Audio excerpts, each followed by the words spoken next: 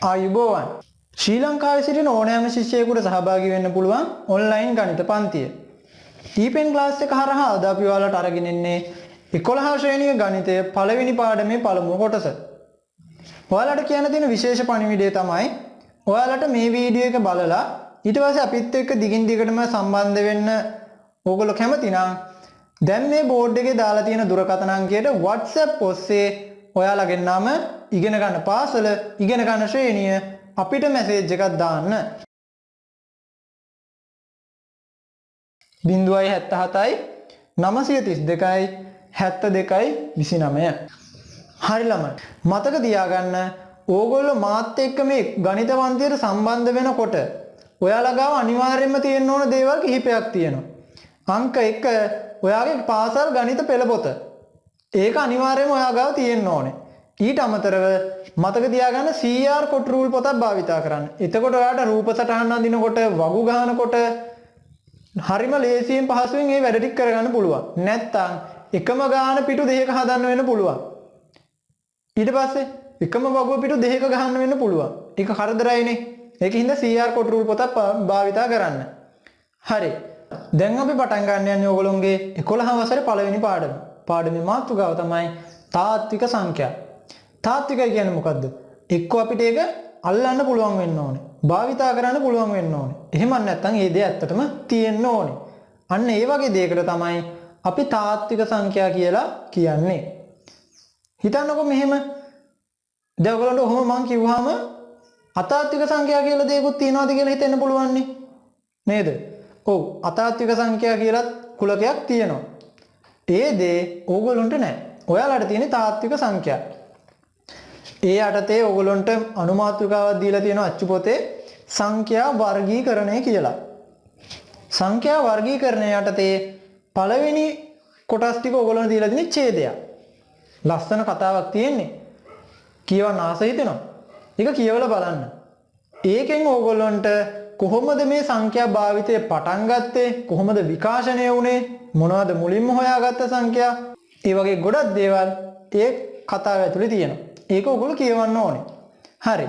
ඊළඟට අපි බලමු ඔයගොල්ලන්ට මොනවද තියෙන්නේ කියලා සංඛ්‍යා වර්ගීකරණයේ යටතේ. මුලින්ම ඔයගොල්ලන්ට දීලා තියෙනවා නිකිල සංඛ්‍යා කියලා. මොනවද නිකිල සංඛ්‍යා කියන්නේ?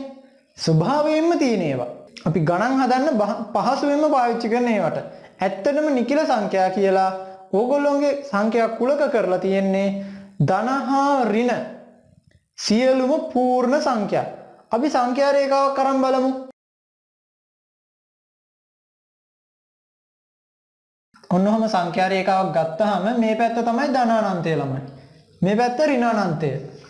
අපි එහෙමනේ ලකුණු කරන්නේ. සංඛ්‍යා රේඛාව අපි මෙහෙම බලනකොට බෝඩ් එක දිහා ඔයා බලනකොට ඔයාට පේන දකුණු අත පැත්ත තමයි ධනානන්තය තියෙන්නේ. වම් අත පැත්තේ තමයි ඍණානන්තය තියෙන්නේ. ඔය සංඛ්‍යා රේඛාවේ මැද හරිය බිඳුව තියෙනවා. ඒ බිඳුවෙන් දකුණු පැත්තේ 1 තියෙනවා, 2 තියෙනවා, 3 තියෙනවා, 4 තියෙනවා, 5 තියෙනවා 6 තියෙනවා වම් පැත්තේ මොනවද තියෙන්නේ ඍණ 1 තියෙනවා ඍණ 2 තියෙනවා ඍණ 3 තියෙනවා ඍණ 4 ඊට පස්සේ ඍණ 5 ඔය වගේ සංඛ්‍යා තියෙනවා වම් පැත්තට එද්දි තේරෙනව නේද පූර්ණ ඒ කියන්නේ දශම නෙමෙයි භාග නෙමෙයි පූර්ණ සංඛ්‍යා අන්න එහෙම බිඳුවත් එක්ක ධන හා ඍණ සියලුම පූර්ණ සංඛ්‍යා වලට අපි කියනවා නිකිල සංඛ්‍යා කියලා හරිද නිකිල සංඛ්‍යා හඳුන්වන්නේ අපි Z කියන සංකේතය භාවිතා කරලා කොහොමද කැපිටල් Z අකුරට ඉදිරියෙන් පොඩි ඉරක් ගහලා තමයි අපි Z අකුර නිකිල සංඛ්‍යා හඳුන්වද්දී භාවිතා කරන්නේ මේකෙත් ඔයගොල්ලන්ට ඉදිරියට කියවගෙන යනකොට විශේෂ ලක්ෂණ කිහිපයක් හම්බ වෙනවා ඒ කියන්නේ Z අකුරත් ක්‍රම 4කට පාවිච්චි කරනවා මොනවද ඒ කියලා බලමු දැන් මුලින්ම තියෙනවා Z අකුරේ ධන කියලා. දකුණු පැත්තේ උඩින්. ඊළඟට තියෙනවා බිඳුව යටින් ධන උඩින්. ඊට පස්සේ තියෙනවා ඍණ උඩින් අවසාන වශයෙන් ඍණ ලකුණට යටින් බිඳුව තියෙනවා. හරිද? ඕක බැලුවොත් කොහොමද පේන්නේ? ඔයගොල්ලන්ට තේරෙනවද මේ මොකද්ද කියන්නේ කියලා? නෑනේ. හරි. මෙන්න මේ සම්පූර්ණ ධන හා ඍණ පූර්ණ සංඛ්‍යා වලට තමයි අපි කියන්නේ නිකිල සංඛ්‍යා කියලා. ඒකෙනොත් ධන කොටස් ටික, ඒ කියන්නේ ධන සංඛ්‍යා විතරක් තියෙන සංඛ්‍යා කුලකයට අපි කියනවා මෙතනින් ඉදිරියට තියෙන සියලුම ධන සංඛ්‍යා. ඒකට අපි කියනවා Z+. එහෙම නැත්නම් ධන පූර්ණ සංඛ්‍යා නැත්නම් ධන නිකිල සංඛ්‍යා. බිඳුවත් එක්ක තියෙනවා කියන්නේ බිඳුවත් ඇතුළුව තියෙන සියලුම ධන පූර්ණ සංඛ්‍යා. ඍණ ලකුණෙන් කියන්නේ ඍණ දිශාවට තියෙන සියලුම පූර්ණ සංඛ්‍යා. ඍණ පූර්ණ සංඛ්‍යා. බිඳුවත් එක්ක කියන්නේ බිඳුවත් එක්කම ඍණ දිශාවට ඍණ පූර්ණ සංඛ්‍යා. තේරුණාද ළමයි? හරි. ඊළඟට මොකද්ද ඔයගොල්ලන්ට කියන්නේ? ඊළඟට කියනවා ප්‍රකෘති සංඛ්‍යා. ඊළඟ අනුමාතෘකාව විදිහට දෙලා දෙන ප්‍රකෘති සංඛ්‍යා. ප්‍රකෘති සංඛ්‍යා කියන්නේ මොකද්ද? ප්‍රකෘති සංඛ්‍යා කියන්නේ 1 2 3 ඒ විදිහට ධන පැත්තේ පූර්ණ සංඛ්‍යා. අන්න විශේෂ දෙයක් තේරුණා නේද? ධන පැත්තේ පූර්ණ සංඛ්‍යා කියලා කලින් අපි කිව්වා Z+ කියලා. දැන් මොකද්ද කියන්නේ? කැපිටල් N අකුරෙන් දක්වන ප්‍රකෘති සංඛ්‍යා වලටත් අපි කියනවලු ධන පූර්ණ සංඛ්‍යා කියලා. තේරුණාද ළමයි? එතකොට මෙන්න මේ කැපිටල් N කියන එක්කෙනා ඉසෙට්ගේ ප්ලස් එක්කෙනාට සමානයි. ඒකේ තේරුම තමයි මෙන්න මේ කැපිටල් ඉසෙට් කියන සංඛ්‍යා කුලකයේ උපකුලක හතරනේ මේ තියෙන්නේ. ඒ හතරෙන් එක්කෙනෙක් ප්‍රකෘති සංඛ්‍යා කියන වෙනම කුලකයක් විදිහට අපිට හඳුන්වන්න පුළුවන්. ඒකේ තේරුම තමයි ප්‍රකෘති සංඛ්‍යා නිකිල සංඛ්‍යාවල උපකුලකයක් විදිහට තමයි තියෙන්නේ. තේරුණාද ළමයි? හරි ළමයි. සංඛ්‍යා රේඛාවක් ගත්තහම ඒකේ තියෙන්නේ පූර්ණ සංඛ්‍යා විතරද? නෑ. තව භාග සංඛ්‍යා තියෙනවා. මොනවද? අපි ගත්තොත් භාගය කෙලින්ම භාගය. කොහෙද තියෙන්නේ? සංඛ්‍යා රේඛාවේ 0.1 මැද හරිය. අපි ගත්තොත් 3 බෙදීම 2යි කියන භාග සංඛ්‍යාව. ඒක කොයි හරියද තියෙන්නේ? ඒක තියෙන්නේ 1 2යි මැද. තේරුණා නේද?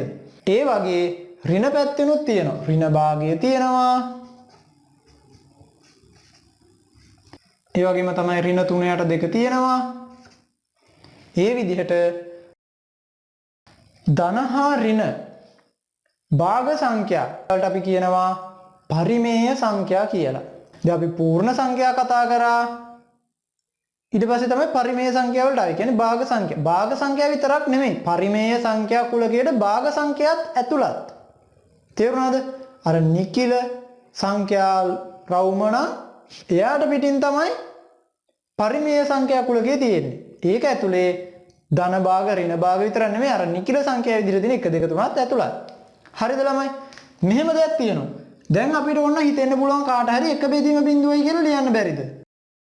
නැත්නම් අපි හිතමු ඍණ 20 බෙදීම බිඳුව. ඇත්තටම ළමයි තාත්වික සංඛ්‍යා කුලකයේ පරිමේය සංඛ්‍යා යටතට මේක වැටෙන්නේ නැහැ. අච්චුපත බලන්නකෝ ඔයගොල්ලෝගේ අර්ථ දැක්වීමක් දීලා තියෙනවා. අපි තාත්වික සංඛ්‍යා පරිමේය සංඛ්‍යා යටතට ලියද්දී ඒ කියන්නේ පරිමේය සංඛ්‍යා කියන එක අපි ලියන්නේ කැපිටල් Q කියලානේ. මේක තමයි සංකේතයේ පරිමේය සංඛ්‍යාවල. එතකොට මේ කුලකයට බිඳුව ඒ කියන්නේ මොකක් හරි සංඛ්‍යාවක් බිඳුවෙන් බෙදෙන එකක් අපිට ලියන්න බෑ.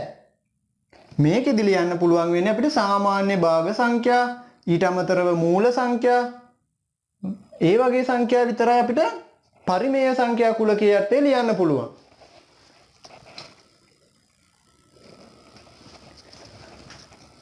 ඇත්තටම ළමයි පරිමේය සංඛ්‍යා යටතේ එකයට බිඳුව ඍණ 20 යට බිඳුව ඊට පස්සේ මොකක් හරි සංඛ්‍යාවක් බිඳුවෙන් බෙදීම අපිට ලියන්න බෑ. එයාට අර්ථ දැක්වීමක් පරිමේය සංඛ්‍යා කුලකයේ යටතේ අපිට නැහැ.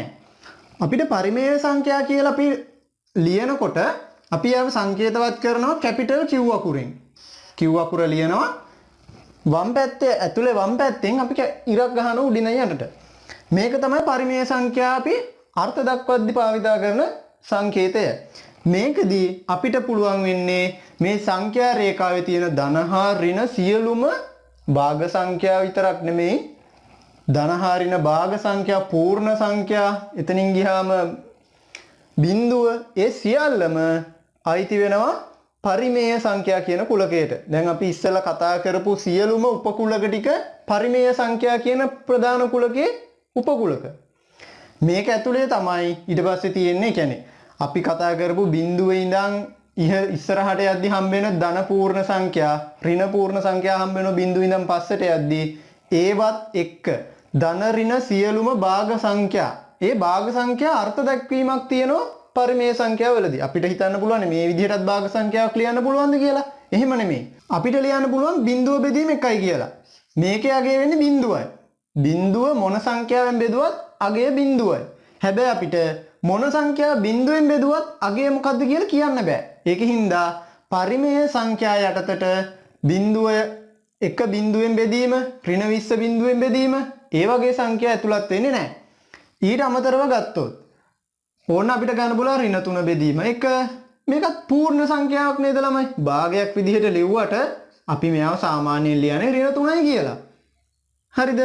ඒ වගේ බිඳුවත් ඇතුළුව ධන ඍණ පූර්ණ සංඛ්‍යා භාග සංඛ්‍යා සියල්ලම අයිති වෙනවා පරිමේය සංඛ්‍යා කියන කුලකයට.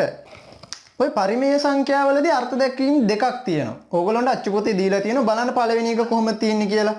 කැපිටල් Q සමානයි මේ කුලක ආකාරයෙන් ලිවීමක් තමයි මේකේ තියෙන්නේ.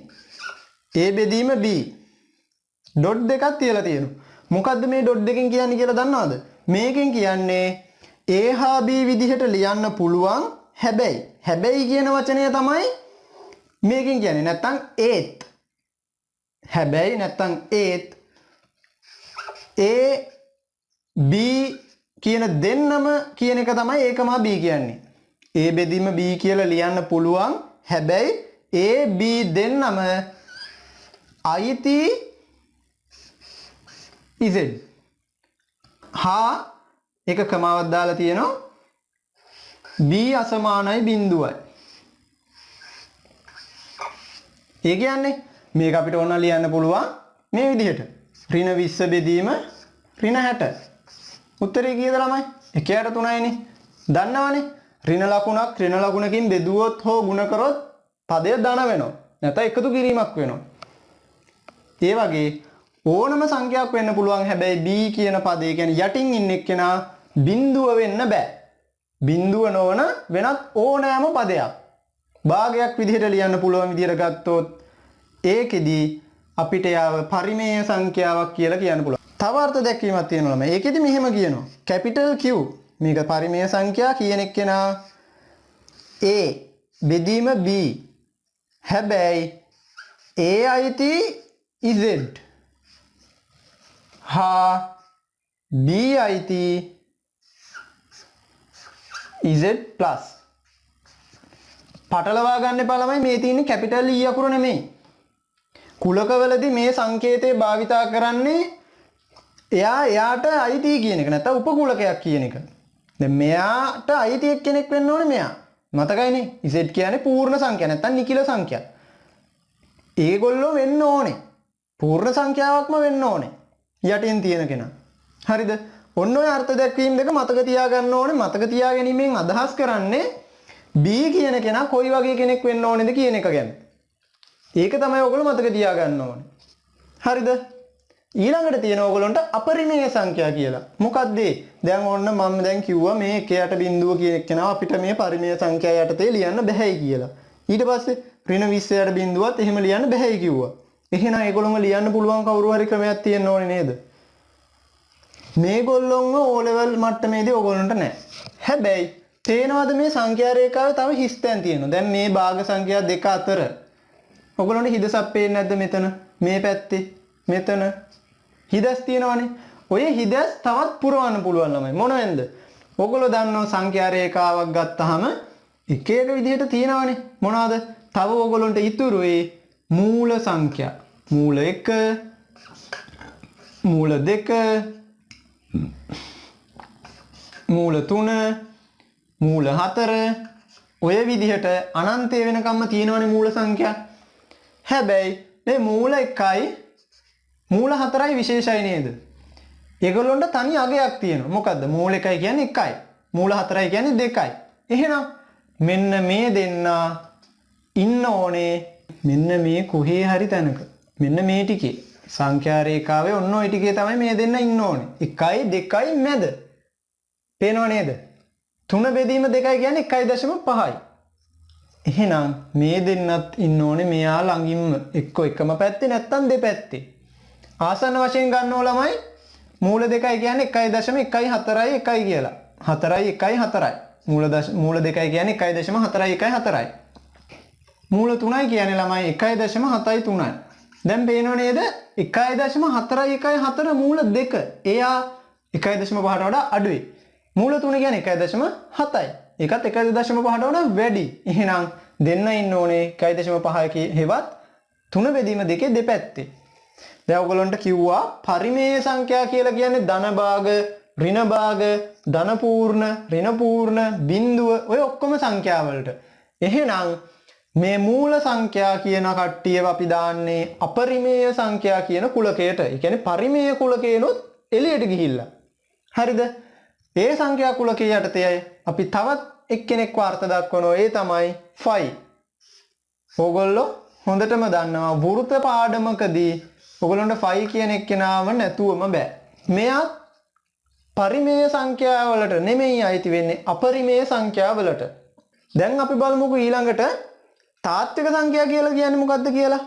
ළමයි සංඛ්‍යා රේඛාවක තියෙන්නේ අර දැන් මං කිව්වා වගේ ධන පූර්ණ සංඛ්‍යා, ඍණ පූර්ණ සංඛ්‍යා, බිඳුව, ධන භාග සංඛ්‍යා, ඍණ භාග සංඛ්‍යා, ඊට අමතරව මූල සංඛ්‍යා විතරද?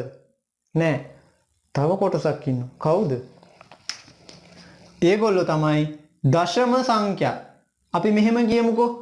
අපි භාගය කියන එක්කෙනාව කොයි වගේ ලියන්න පුළුවන්ද අපිට? පුළුවන් නේද? 0.5යි කියලා ලියන්න. මොකක්ද එකෙන් අදහස් කරන්නේ? භාගය කියන සංඛ්‍යාව අපිට 0.5යි කියලා ලියන්න පුළුවන්. මොකක්ද මේ දශම සංඛ්‍යාව? අන්න එයාලත් අයිති වෙන සංඛ්‍යා රේඛාවේ සියලුම ලක්ෂ වලට අපි කියනවා තාත්වික සංඛ්‍යා කියලා. අපි 1.5 කියලා සංඛ්‍යාවක් හඳුන්වනවා. 2.5 ඔයගොල්ලෝ හොඳටම දන්නවනේ. තව 0.25 නේද? මම දැන් ඔයගොල්ලන්ට සටහනක් දෙනවා. අන්නේ සටහන පොතේ දාගන්න ඕනේ. ඒකයි මම කිව්වේ CR පොතක් ගන්න එක ගොඩක් වැදගත් කියලා.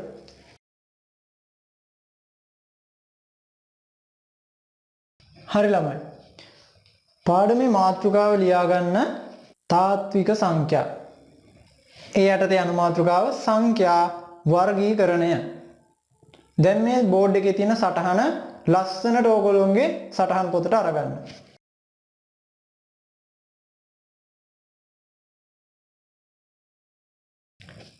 හරි ළමයි. දැන් අපි මේ දේවල් එකින් එක විස්තර කරගෙන යමු. සටහනට යටින් ලියා ගන්න කැපිටල් N අකුර. හරි. සටහනට යටින් ළමයි මෙන්න මේ සංකේතය දාගන්න. මේ විදිහටම දාලා ලියන්න ඉදිරියෙන් ප්‍රකෘති සංඛ්‍යා කුලකය. ඊට යටින් ලියා ගන්න ප්‍රකෘති සංඛ්‍යා යන පදයේ ප්‍රකෘති සංඛ්‍යා යන පදයේ අරුත ස්වභාවිකය යන්නයි. එනම් මේ කැපිටල් N අකුර මගින් ස්වභාවික සංඛ්‍යා කුලකය දක්වයි. ඊට පස්සේ ලියා ගන්න මේකට තරුවක් දාගන්න. ඊට පස්සේ කැපිටල් Z අකුර Z කියලා දාගෙන ඒකේ ඉස්සරහින් ලියා ගන්න නිකිල සංඛ්‍යා කුලකය. ඒ යටතේ යටින් ගණින සංඛ්‍යා හෙවත් ධන හා ඍණ සියලු පූර්ණ සංඛ්‍යා බිඳුවද ඇතුළත්ව ගත් විට එය නිකිල සංඛ්‍යා ලෙස හඳුන්වයි. ඊට යටින් මෙය තවත් අණු කොටස් 4කට බෙදා දක්වයි. ඒකේ සටහන මේ විදිහට දාගන්න. දැන් මෙතන ඉසෙඩගේ ඔයගොල්ලෝ විස්තර කරානේ. යටින් ලියා ගන්න රෝම ඉලක්කම් 1 ඉසෙඩ් ප්ලස්. ඒ යටතේ බිඳුව හැර ධන පූර්ණ සංඛ්‍යා. ඊට පස්සේ රෝම ඉලක්කම් 2 බිංදුවත් එක්ක ඒක ඉස්සරහින් ලියා ගන්න. බිංදුවද ඇතුළත් ධන පූර්ණ සංඛ්‍යා.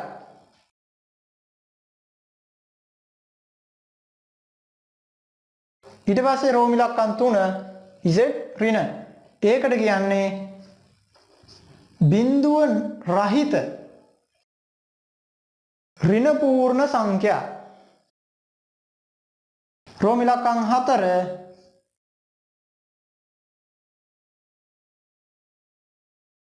බිංදුවද ඇතුළත් ඍණ පූර්ණ සංඛ්‍යා. ඔය සියල්ලටම යටින් z ප්ලස් අගය සමානයි කියලා සටහනක් දාලා තියන්න. හරි. මේ ටික දැන් හරිනේ. ඔය ඊට පස්සේ යටින් ලියා ගන්න q. q යටතේ ලියා ගන්න පරිමේය සංඛ්‍යා කුලකය. හරයේ බිංදුව රහිත සියලුම ධන හා ඍණ නිකිලද භාග සංඛ්‍යාද පරිමේය සංඛ්‍යා කුලකය ලෙස අර්ථ දක්වයි. ඒ යටතේ ඊට යටින් මේ q වල කුලකාකාරයේ අර්ථ දැකීම. කියන්නේ කුලකයක් විදිහට අර්ථ දක්වන ආකාරයත් ලියා ගන්න. අච්චු පොතේ තියෙනවා. a බෙදීම b. හැබැයි a b අයිති z වෙන්න ඕනේ. හා b අසමානයි බිංදුව. ඔය සටහන දාගන්න q ට යටින් ලියපු සටහනට යටින්. හරි. ඊළඟට තියෙන්නේ q dash.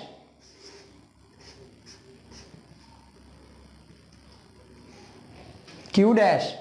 එයාට ඉදිරියෙන් ලියා ගන්න අපරිමේය සංඛ්‍යා කුලකය. ඒට යටින් මූල අගයන් සහ ෆයි වැනි අගයන්ද ඇතුළත් සියලුම ධන හා ඍණ නිකිල සංඛ්‍යා අපරිමේය සංඛ්‍යා කුලකයට අයත් වේ. ඊට පස්සේ කැපිටල් R ඉදිරියෙන් තාත්වික සංඛ්‍යා. එයට ලියා ගන්න සංඛ්‍යා රේඛාවක් මත ලක්ෂ සියල්ලම වරහන් ඇතුලේ නිකිල කමා භාග කමා මූල කමාවක් දශම වරහන් වහලා පොදුවේ තාත්වික සංඛ්‍යා ලෙස හඳුන්වයි. හරි ළමයි. ඊට පස්සේ අනුමාතෘකාවක් දාගන්න සංඛ්‍යාවක දශම නිරූපණය. සංඛ්‍යාවක දශම නිරූපණය. දශම සංඛ්‍යාවක් කියන්නේ මොකද්ද ළමයි? අපි මොකක් හරි සංඛ්‍යාවක් ලිව්වොත් අපි හිතමුකෝ 2යි කියලා. මේක පූර්ණ සංඛ්‍යාවක්. ඊට පස්සේ අපි චූටි තිතක් තියලා අපි හිතමුකෝ 3යි 4යි 5යි ඔය වගේ මොකක් හරි තියෙනවා කියලා. මේ සංඛ්‍යාවට අපි කියනවා දශම සංඛ්‍යාවක් කියලා. 2යි දශම අපි 345යි කියලා කියන්නේ නැහැ. 2යි දශම 3යි 4යි 5යි. තේරුණාද ළමයි? දශම සංඛ්‍යා ආකාර දෙකක් තියෙනවා. එකක් අන්ත දශම. ඒ කියන්නේ මෙන්න මේ වගේ දශම ස්ථානයේ දශම තිතට පස්සේ යම් කිසි ඉලක්කම් ප්‍රමාණයක් ගිහිල්ලා නැවතිලා, කියන්නේ ඉවර වෙලා. එතනින් එහාට දශම නැහැ. අන්න එහෙම සංඛ්‍යාවට අපි කියනවා අන්ත දශම සංඛ්‍යා. සමහර විට මෙහි බිංදුව තියෙන්න පුළුවන්. මතක තියාගන්න දශම තිතට පිටිපස්සෙන් තියෙන බිංදුව වලට වටිනාකමක් තියෙන්නේ ඒ බිංදු මේ ඉලක්කම් මැද්දේ තිබ්බොත් විතරයි. අපි හිතමුකෝ මෙහෙම 3.8.6.2.2 කියලා. මේකෙදී මේ බිංදුවට විතරයි වටිනාකමක් තියෙන්නේ. ඒක ඔයගොල්ලෝ හොඳටම දන්නවා. අපි සාමාන්‍ය සංඛ්‍යාව ලියමු 100යි කියලා. මේක 100යි. අපි මෙහෙන් බිංදු 100ක් දැම්මත් වැඩක් තියනවද නැහැ? උත්තරේ 100යි. මොන මෙතනින් තව එකක් තිබ්බොත් අන්න ගාන වෙනස් වෙනවා. ඒක නැත්තම් මේ ඉදිරියේ තියෙන බිංදු වලින් වටිනාකමක් නැහැ. ඒ වගේම තමයි පසුපසින්ම තියෙන බිඳුව වල කිසිම වටිනාකමක් නැහැ. අපිට වටිනාකමක් එන්නේ මෙන්න මේ වගේ අතර මැද තියෙන බිඳුවකින් විතරයි. මේ සංඛ්‍යාව අපි කියවුවොත් කියවන්නේ 3.8.6.2 කියලා. අන්ත දශම කියන්නේ මෙන්න මේ වගේ යම් සංඛ්‍යාවකට පස්සේ නැවතිලා ඉන් එහාට දිගටම බිඳු නම් තියෙන්නේ. ඒවා අන්ත දශම. හරිද ළමයි? තව එකක් තියෙනවා අනන්ත දශම කියලා. ඒ කියන්නේ අපි ගත්තොත් 3.6යි 2යි 3යි 3යි 5යි 6යි 7යි 8යි 9යි 1යි 3යි ආයි 2යි 5යි 3යි 4යි ඔය වගේ යනවා අනන්තය වෙනකම්ම යනවා. අනන්තය වෙනකම්ම යනවා. නැවතිල්ලක් නැහැ. මේවට අපි කියනවා අනන්ත දශම කියලා. කවදාවත් මට මේ බෝඩ් එක ඉවර වෙනකන් ලියලා ඉවර කරන්න බෑ. තේරුණාද? අන්න ඒ වගේ වට කියනවා අනන්ත දශම කියලා. හරිද? මේ අනන්ත දශම වලත් ආකාර දෙකක් තියෙනවා. මොනවද? අනන්ත දශම වල තියෙනවා ආකාර දෙකක්. පළවෙනි එක්කෙනා සමාවර්ත දශම. ඒ කියන්නේ මෙන්න මේ වගේ ඒවා. අපි බලමුකෝ 2.3 අනන්තය දක්වාම යනවා කියලා. පේනව නේද? 3 ඉලක්කම එක දිගට නැවත යෙදිලා. මේ වගේ සංඛ්‍යාව දශම සංඛ්‍යාවලට අපි කියනවා සමාවර්ත දශම සංඛ්‍යා. මේක අපි කෙටි කරලා දක්වනවා. ඒ දක්වන්නේ 3යි උඩින් තිතයි. 2.3යි උඩින් තිතයි. තව සංඛ්‍යා ක්‍රමයක් තියෙනවා. ඒකෙදි වෙන්නේ අපි හිතමුකෝ 3.1 2යි 5යි 1යි 2යි 5යි 1යි 2යි 5යි 1යි 2යි 5යි 1යි 2යි 5යි ඔය විදිහට අනන්තය දක්වාම යනවා කියලා. මෙන්න මේ වගේ සංඛ්‍යාව දශම සංඛ්‍යාවකට අපි කියනවා සමාවර්ත දශම. හැබැයි මේ වගේ කොටසක් සම්පූර්ණයෙන්ම නැවත යෙදෙනවා. තේරුණාද? ඒ කියන්නේ මේක අපි දක්වන්නේ මෙහෙම 3.0 ආරම්භය ඉලක්කමටත් තිතක් රිපීට් වෙලා අවසන් වෙන්නේ කාගෙන්ද? එයාටත් තිත. ඒ කියන්නේ මෙයාගෙන් පටන් ගන්න සංඛ්‍යාව මේ සංඛ්‍යාව දක්වාම නැවත ගෲප් එක විදිහටම රිපීට් වෙවි යනවා කියලා. හරිද ළමයි? හරි. දැන් සටහන ලියාගමු. ඕනෑම සංඛ්‍යාවක් දශම සංඛ්‍යාවක් ලෙස දැක්විය හැකිය. උදාහරණයක් විදිහට ලියා ගන්න. 3 සමානයි 3.0 සමානයි 3.0. ඔය සටහන ලියා ගන්නකො. ඊට පස්සේ උදාහරණය දෙවෙනි එක විදිහට 5 සමානයි 5.0 සමානයි 5.0. ඕනෑම සංඛ්‍යාවක් අපිට දශමාකාරයෙන් තියන්න පුළුවන්. තේරුණාද? ඊළඟට අනුමාත්‍රකාවක් ලියා ගන්න. පරිමේය සංඛ්‍යාවක දශම නිරූපණය. දැන් අපි පරිමේය සංඛ්‍යා කිව්වේ මොනවද? නිකිල ඊට පස්සේ භාග ඒ සංඛ්‍යාව වලටනේ යටට බිඳුව එන්නේ නැති භාග සංඛ්‍යා. අන්න එහෙම සංඛ්‍යා වලට අපි දශම විදිහට අපිට ලියන්න පුළුවන්. දැන් මේ මම ලියුවේ මොන සංඛ්‍යාවක්ද? මෙතන තියෙන්නේ ඇත්තටම 3 බෙදීම 1. මෙතන තියෙන්නේ 5 බෙදීම 1. අන්න ඒ සංඛ්‍යා වලට අපි කියනවා පරිමේය සංඛ්‍යා කියලා. අපිට ඕනෑම පරිමේය සංඛ්‍යාවක් දශමාකාරයෙන් දක්වන්න පුළුවන්. දශමාකාරයෙන් දැක්වීමේ විවිධ ආකාර තියෙනවා. ඊළඟට අනුමාත්‍රිකාවක් ලියා ගන්න. අන්ත දශම. ඒ යටතේ දශම ස්ථාන කිහිපයකට පසු දශම සංඛ්‍යාව ස්ථාවර වන දශම සංඛ්‍යා. ඒ කියන්නේ මේ වගේ. අපි හිතමුකෝ 2.3යි 2යි 5 කියලා. මෙතනින් එහාට මේ දශම සංඛ්‍යාවේ කිසි වෙනසක් වෙන්නේ නැහැ. බිඳුම තමයි. මේක ස්ථාවර වෙලා. අන්න ඒ වගේ සංඛ්‍යාවකට අපි කියනවා අන්ත දශමයක් කියලා. උදාහරණයක් විදිහට 2 බෙදීම 5 ලියන්න බලන්න.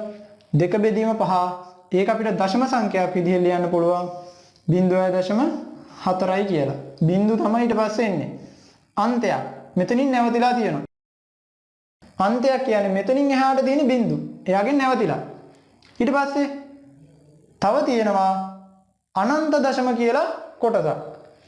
අනුමාත්‍රිකාව ලියා ගන්න අනන්ත දශම.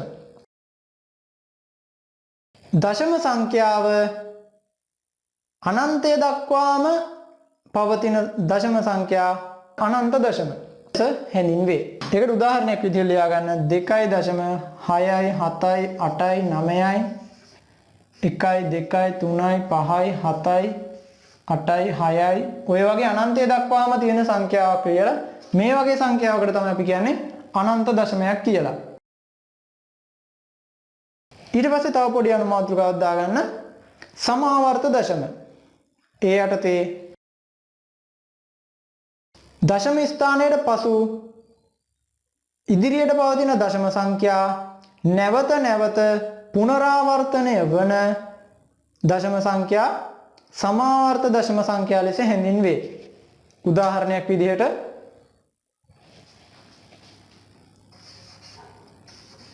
2.3 අනන්තය දක්වාම යනවා. ඊට පස්සේ 3.125 අනන්තය දක්වාම යනවා. උදාහරණ දෙක ලියලා ඉහත උදාහරණ දෙකට අනුව සමාවර්ත දශමද ආකාර දෙකක් පවතින බව පෙනී යයි. ඊට පස්සේ එතනින් ආයි මේක ලියන්න. රෝම ඉලක්කම් 1 යටතේ මේක ලියන්න. ලියලා මේක සමානයි වගු මම මේක කොටු කරේ ඔයගොල්ලන්ට පැහැදිලිව පේන්න. මේක ලියලා සමානයි 2.3 සමාවර්තිත ලෙස කෙටි කර දැක්විය හැකිය. ඊට පස්සේ මේක ලියලා රෝම ඉලක්කම් 2 සමානයි 3.125 32 තියලා ලෙස කෙටි කර දැක්විය හැකිය. තේරුණාද ළමයි කොහොමද දශම සංඛ්‍යාවක් තියන්නේ කියලා? හරි ළමයි. එහෙනම් අද අපි ඕගොල්ලෝගේ පන්තිය නතර කරන්න යන්නේ. ඕගොල්ලන්ට තියෙනවා එක අභ්‍යාසය. ඊළඟ සතියේ පන්තියට සම්බන්ධ වෙන්න කලින් අභ්‍යාසය කරලා පොතේ ළඟ තියාගන්න ඕනේ. අපි අභ්‍යාසය සාකච්ඡා කරලා ඊට පස්සේ තියෙන පාඩම් කොටසට යමු.